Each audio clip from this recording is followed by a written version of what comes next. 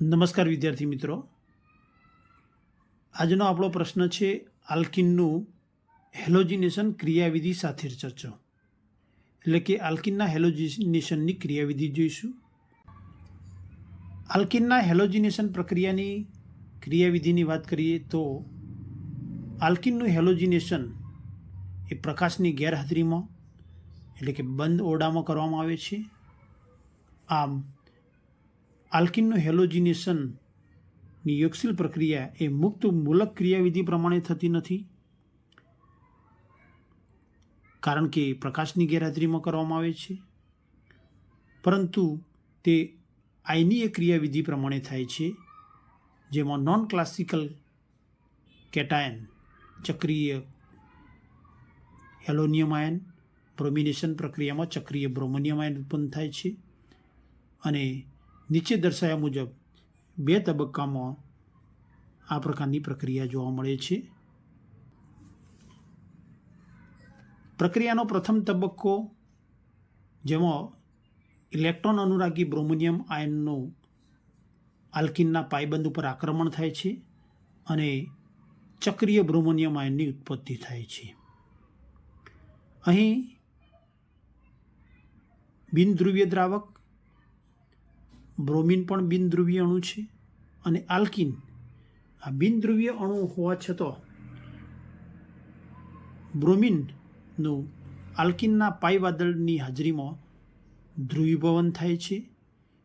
એટલે કે બ્રોમિનનો એક છેડો ધનભારિત અને બીજો છેડો ઋણભારિત બને છે.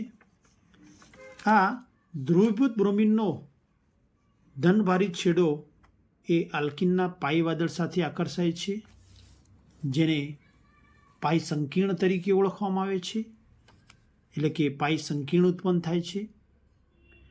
ત્યારબાદ બ્રોમિન કે જેની પાસે 3 અબંધકારક ઇલેક્ટ્રોન યુગ્મ છે, તેમાંનો ધનભારિત છેડો એ પાઈ ઇલેક્ટ્રોન યુગ્મનો ઉપયોગ કરી અને ગમે તે એક કાર્બન સાથે જોડાય છે. ત્યારે જે કાર્બન સાથે જોડાય તેની નજીકનો કાર્બન ધનભારિત બને છે. જો ડાબી બાજુના કાર્બન સાથે બ્રોમિન જોડાય તો જમણી બાજુનો કાર્બન ધનભારિત એટલે sp2 સંકૃત બને છે. અહીં આકૃતિમાં દર્શાવ્યા પ્રમાણે જમણી બાજુના કાર્બન સાથે જો ધનભારિત બ્રોમિન એ પાઈ ઇલેક્ટ્રોનનો યુગ્મનો ઉપયોગ કરી અને જોડાય તો ડાબી બાજુનો કાર્બન ધનભારિત એટલે કે sp2 સંકૃત બને છે, જેમાં કાર્બન સાથે જોડાયેલા બંને પરમાણુ કે પરમાણુ સમૂહો એક જ સમતલમાં હોય છે. જ્યારે જમણી બાજુનો કાર્બન જે sp3 સંકૃત છે, તેમાં કાર્બન પરમાણુ પર પરમાણુ કે પરમાણુ સમૂહો સમચતુષ્ફલકીય રીતે ગોઠવાયેલા હોય છે. ધનભારિત બ્રોમિન પરમાણુ પાઈ ઇલેક્ટ્રોનનો ઉપયોગ કરી અને કાર્બન સાથે જોડાતો હોવાથી પાઈ બંધ અદૃશ્ય થશે અને આમ બ્રોમિન પરમાણુ સિગ્મા બંધથી જોડાય છે. પરિણામે તેને સિગ્મા સંકીર્ણ કહી શકાય અને કાર્બન ધનભારિત હોવાથી ઉત્પન્ન થતો કાર્બોકેશાયન કે જેમાં બ્રોમિન પરમાણુ છે, પરિણામે તેને બ્રોમો કાર્બોકેશાયન કહેવાય. આમ નિર્બળ પાઈ સંકીર્ણનું વિભાજન થઈ અને સિગ્મા સંકીર્ણ બને છે અને બીજો બ્રોમિન પરમાણુ બીઆર પરમાણુ વચ્ચેના બંધના ઇલેક્ટ્રોન યુગ્મ લઈને દૂર થાય છે. પરિણામે તે બ્રોમિન પરમાણુ પાસે 4 અબંધકારક ઇલેક્ટ્રોન યુગ્મ છે, જેમાંનો એક ઇલેક્ટ્રોન વધારાના જે લીધું ઇલેક્ટ્રોન યુગ્મ તેમાંનો એક ઇલેક્ટ્રોન પોતાનો હતો, બીજો વધારાનો એક ઇલેક્ટ્રોન આવ્યો. પરિણામે બ્રોમિન ઉપર ઋણ વીજભાર થશે 1 એકમ, એટલે કે બ્રોમાઇડ આયન ઉત્પન્ન થાય છે. આ સિગ્મા સંકીર્ણમાં sp3 કાર્બન ઉપર રહેલ બ્રોમિન પરમાણુ પોતાની પાસે રહેલી 3 અબંધકારક ઇલેક્ટ્રોન યુગ્મમાંથી એક ઇલેક્ટ્રોન યુગ્મનો sp2 સંકૃત કાર્બનની ખાલી પી કક્ષક સાથે ઓવરલેપિંગ કરશે, આચ્છાદન કરશે. એટલે કે પોતાની પાસે રહેલા અબંધકારક ઇલેક્ટ્રોન યુગ્મને sp2 સંકૃત કાર્બનની ખાલી પી કક્ષકમાં ડોનેટ કરશે અને પરિણામે આ બ્રોમિન પરમાણુ પોતાનો એક ઇલેક્ટ્રોન ગુમાવશે, જે કાર્બન અને બીઆર વચ્ચેના બંધમાં વપરાશે. એક ઇલેક્ટ્રોન યુગ્મ વપરાયું અને બંને ઇલેક્ટ્રોન સી બીઆર વચ્ચેના બંધમાં હોવાથી બીઆરનો પોતાનો એક જ ઇલેક્ટ્રોન કહેવાય, એટલે કે એક ઇલેક્ટ્રોન એને ગુમાયો, પરિણામે બ્રોમિન ઉપર ધન વીજભાર આવશે. અને કાર્બન ઉપર જોડાયેલા ચારે પરમાણુને પરમાણુ સમૂહો એક જ સમતલમાં હશે, જ્યારે બ્રોમિન એ સમતલની નીચેની બાજુ હશે. જો ઉપરની બાજુ જોડાય તો ઉપરની બાજુ હશે. આમ ચક્રીય બ્રોમોનિયમ આયન ઉત્પન્ન થાય છે. આમ આલ્કિનના હેલોજિનેશનના પ્રથમ તબક્કામાં ધનભારિત બ્રોમોનિયમ આયનના પાઈ બંધ ઉપર આક્રમણથી ચક્રીય બ્રોમોનિયમ આયનની ઉત્પત્તિ થાય છે. અહીં પ્રથમ તબક્કામાં ઉત્પન્ન થયેલ ચક્રીય બ્રોમોનિયમ આયનની ઉત્પત્તિ વોલેન્સ્ટિક મોડેલ મારફતે જોઈએ તો આલ્કિનમાં 2 કાર્બન અને તેના ઉપર રહેલા ચારેય પરમાણુ કે પરમાણુ સમૂહો એમ બધા જ પરમાણુ એક જ સમતલમાં હશે અને કાર્બન વચ્ચે ઉપરની અને નીચેની બાજુએ પાઈ વાદળ હશે. અહીં રેડ બોલથી બ્રોમિન પરમાણુ દર્શાવેલ છે અને આલ્કિનના પાઈ વાદળની હાજરીમાં અહીં બ્રોમિનનું ધ્રુવીભવન થાય છે અને જ્યારે ધનભારિત બ્રોમિન અહીં જોડાય છે ત્યારે ઉત્પન્ન થતો ચક્રીય બ્રોમોનિયમ આયન આ પ્રકારનો થશે. અહીં જ્યારે બ્રોમોનિયમ આયન કાર્બન વચ્ચેના પાઈ ઇલેક્ટ્રોન યુગ્મનો ઉપયોગ કરી અને ચક્રીય બ્રોમોનિયમ આયન બનાવે છે, ત્યારે જો બ્રોમિન ઉપરની બાજુએ હોય તો આ પ્રકારે સાયક્લિક બ્રોમોનિયમ આયન થશે. નીચેની બાજુએ હોય ત્યારે આ પ્રકારે સાયક્લિક બ્રોમોનિયમ આયન થશે અને કાર્બન સાથે જોડાયેલા પરમાણુ અને પરમાણુ સમૂહો એક જ સમતલમાં થશે. પ્રક્રિયાના બીજા તબક્કામાં ચક્રીય બ્રોમોનિયમ આયનમાં રહેલા બ્રોમિન પરમાણુની વિરુદ્ધ દિશાએથી બ્રોમાઇડ આયન દાખલ થાય છે, જે 2 રીતે શક્ય છે. એ પ્રકારની શક્યતા કે જેમાં બ્રોમાઇડ આયન ડાબી બાજુના કાર્બન સાથે જોડાય તો ચક્રીય બ્રોમોનિયમ આયનમાં રહેલો બ્રોમિન પરમાણુ જમણી બાજુના કાર્બન સાથે જોડાશે. તે દરમિયાન બ્રોમાઇડ આયન જ્યારે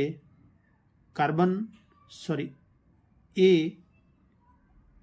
શક્યતા પ્રમાણે ડાબી બાજુના કાર્બન સાથે જોડાય ત્યારે તે કાર્બન ઉપર રહેલા પરમાણુ કે પરમાણુ સમૂહો એ સમતલની નીચેની બાજુ ધકેલાશે અને અહીં 4 અબંધકારક ઇલેક્ટ્રોન યુગ્મમાંથી એક ઇલેક્ટ્રોન યુગ્મનું દાન કરી અને કાર્બન સાથે જોડાશે.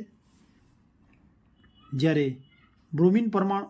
ચક્રીય બ્રોમોનિયમ આયનમાં રહેલો બ્રોમિન પરમાણુ જે બંને કાર્બન સાથે જોડાયેલો છે તેમાંના ડાબીના બાજુના કાર્બન બીઆર વચ્ચેનો અબંધકારક ઇલેક્ટ્રોન યુગ્મ લઈ અને તે જમણી બાજુના કાર્બન સાથે જોડાશે. પરિણામે તેની પાસે 3 અબંધકારક ઇલેક્ટ્રોન યુગ્મ રહેશે અને તે તટસ્થ થશે. પરિણામે આ પ્રકારની રચના જોવા મળશે. જ્યારે ચક્રીય બ્રોમોનિયમ આયનનો બ્રોમિન જમણી બાજુના કાર્બન સાથે જોડાય ત્યારે તે કાર્બન ઉપર રહેલા પરમાણુ અને પરમાણુ સમૂહ જે સમતલમાં છે તે સમતલની ઉપરની બાજુએ ધકેલાશે. પરિણામે આ પ્રકારનું બંધારણ થશે. એ પ્રકારે જો બ્રોમાઇડ આયનનું જોડાણ થતું હોય તો મળતી નિપજનું સ્ટ્રક્ચર આ પ્રકારે થશે, જેમાં ડાબી બાજુના કાર્બન ઉપર બ્રોમિન ઉપરની બાજુએ, 2 સમૂહો સમતલની નીચેની બાજુએ અને ચક્રીય બ્રોમોનિયમ આયનનો બ્રોમિન પરમાણુ નીચેની બાજુએ. અને તેનું ન્યુમેન પ્રોજેક્શન જોઈએ તો આ પ્રકારે પ્રોજેક્શન થશે. જો બ્રોમાઇડ આયન દાખલ થવાની શક્યતા બી હોય તો શક્યતા બી પ્રમાણે જમણી બાજુના કાર્બન સાથે જોડાય તો પોતાની પાસે રહેલા એક અબંધકારક ઇલેક્ટ્રોન યુગ્મનો કાર્બન સાથે બંધ બનાવવામાં ઉપયોગ કરી અને જોડાય છે. પરિણામે તે કાર્બન ઉપર સમતલમાં રહેલા પરમાણુ કે પરમાણુ સમૂહો એ નીચેની બાજુએ ધકેલાશે. જ્યારે ચક્રીય બ્રોમોનિયમ આયનમાં રહેલો બીઆર પ્લસ એ કાર્બન અને બ્રોમિન વચ્ચેના બંધના ઇલેક્ટ્રોન યુગ્મનો લઈને ડાબી બાજુના કાર્બન સાથે જોડાશે, પરિણામે તેના ઉપર 3 અબંધકારક ઇલેક્ટ્રોન યુગ્મ હશે અને તે કાર્બન ઉપર રહેલા પરમાણુ કે પરમાણુ સમૂહો જે સમતલમાં હતા તે સમતલની ઉપરની બાજુએ ધકેલાશે. પરિણામે આ પ્રકારનું વેજ ડેશ સ્ટ્રક્ચર થશે. જો અણુને ડાબી બાજુએથી જોઈએ તો આગળના કાર્બનને ડોટથી દર્શાવીએ અને તેના પર રહેલા પરમાણુ અને પરમાણુ સમૂહને દર્શાવીએ તો નીચે બ્રોમિન અને તેનાથી 120 ડિગ્રીના ખૂણે ડાબી અને જમણી બાજુએ પરમાણુ કે પરમાણુ સમૂહ થશે.